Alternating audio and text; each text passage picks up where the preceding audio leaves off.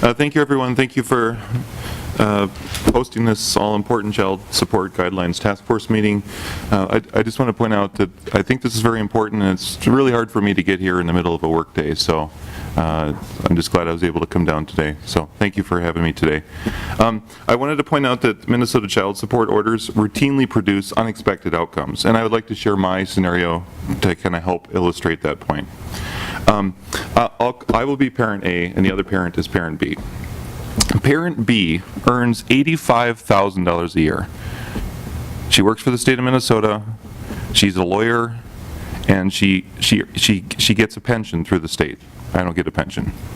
We're both objectively high income earners, just that I make a little bit more.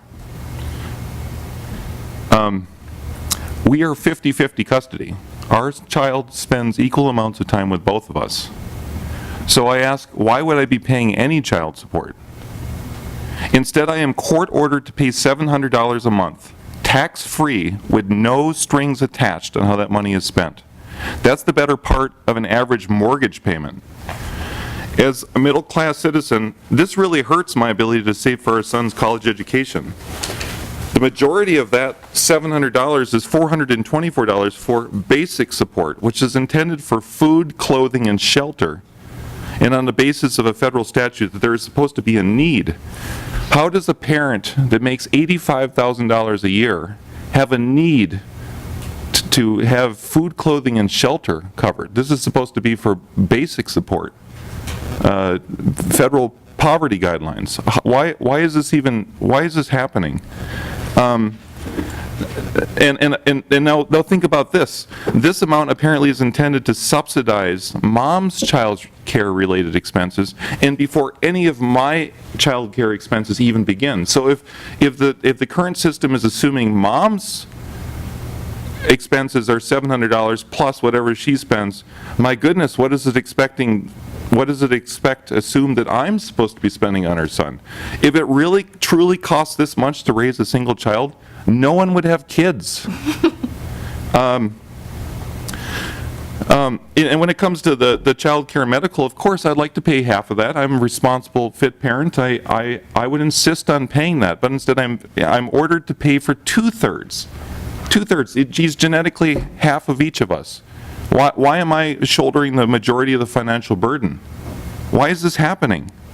And then if I don't pay this unjust $700 in court order on every month for years on end, I go to jail. How is this not indentured servitude? If I stop working, I go to jail. I have committed no crime. And then there's this double standard. The DHS does SNAP, and I'm all very supportive of food assistance, and I'm all about that. I think that's a great program.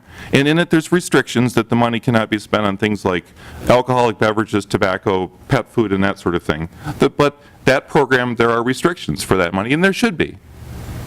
So how come the money that I'm court ordered to pay is no strings attached? Mom can spend it on shoes or luxury items or anything she wants, no questions asked.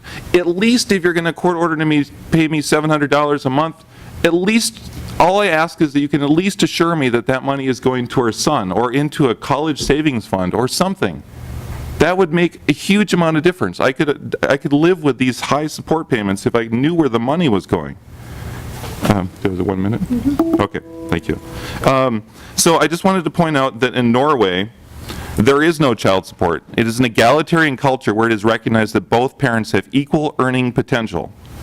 Children in Norway are not used as a vehicle to transfer wealth between the parents. And absent this child support system, the parents have no incentive to fight each other. And without this support system, without the support-induced animosity between the parents end up attending their children's birthday parties and sporting events together because they haven't stirred the pot. The system wasn't there to stir the pot. I feel exploited, and not in a way that is child-focused. I asked this Child Support Guidelines Task Force to do more to hear our pain and to apply meaningful reforms, not just hear me, but actually do something about it. I'm available to answer any questions you have. Thank you.